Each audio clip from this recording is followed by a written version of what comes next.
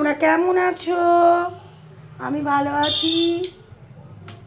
এই আজকে একটা তোমাদের রান্না দেখাচ্ছি।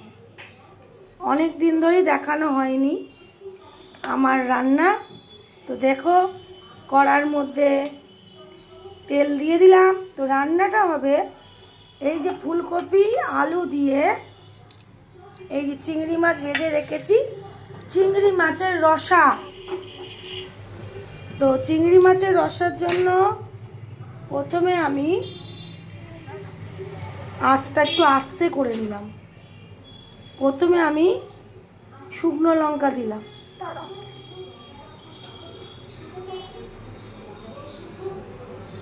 ফোড়নে শুকনো লঙ্কা দিলাম,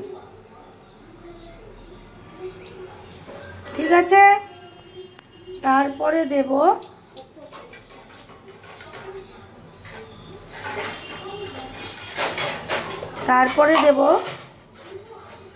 গোটা জিরে,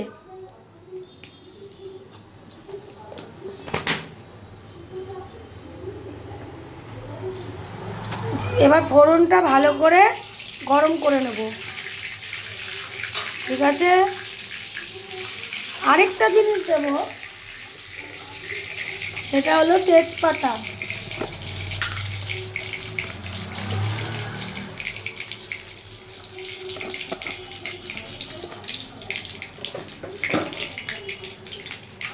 একা ক্যামেরা ধরি তো, মানে ফোন ধরি, তো আমার একটু অসুবিধা হয়।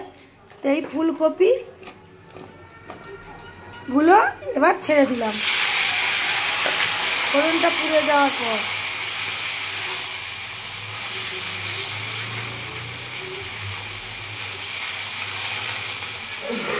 একটু ভাজা ভাজা হবে,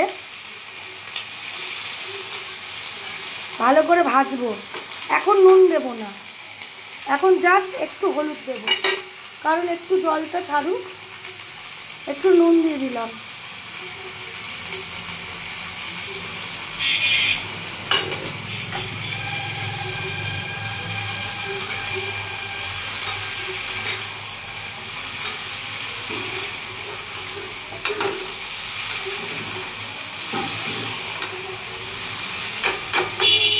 আর এখানে বাটা আছে, এখানে আছে আদা,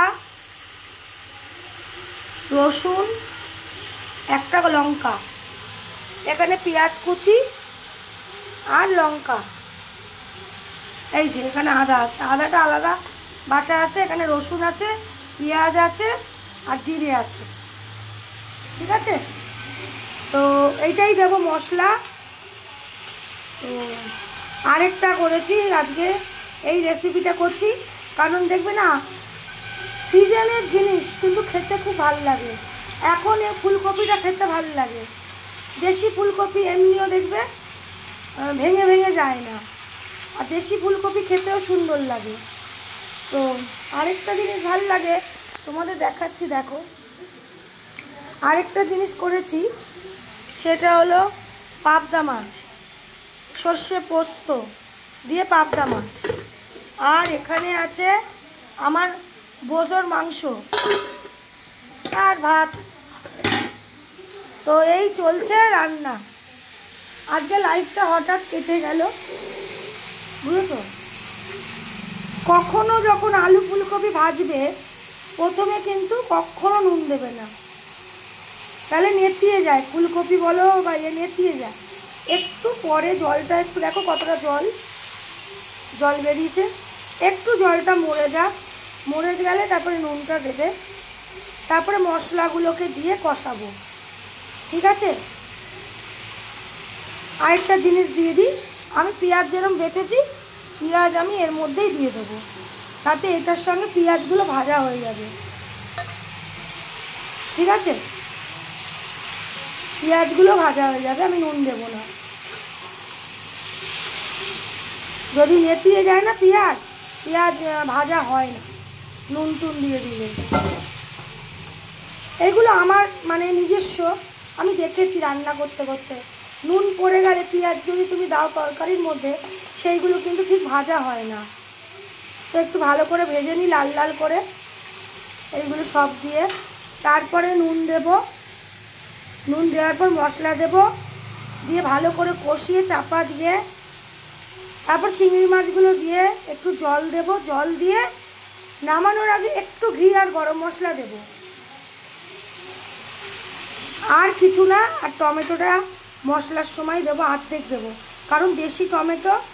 তো তোমাদের কেমন লাগে আমার ভিডিও? আমি তো সেরকমভাবে ভিডিও দিতে পারি না, তো আমি যেটুকুনি করি তোমাদের কাছে তুলে ধরি। তো আমি এরম করে চিংড়ি মাছ বলো, এরকম একটু মাখা মাখা এরকম তরকারি খেতে ভালোবাসি। আর চিংড়ি মাছ আমার মেয়ে খায় না, এই জন্য আমাকে দুরকম মাছ করতেই হয়। চিংড়ি মাছের মানে ভাজলে ওই ভাজার ধোঁয়াটা যদি আমার মেয়ের চোখে লাগে, তো আমার মেয়ের চোখ দুটো ফুলে যায়। তাই জন্য আমি চিংড়ি মাছটা ও বাড়িতে থাকলে আমি করি না, বা দরজা বন্ধ করে দিই। তো ভালো লাগলে ভিডিওটা লাইক কমেন্ট করো।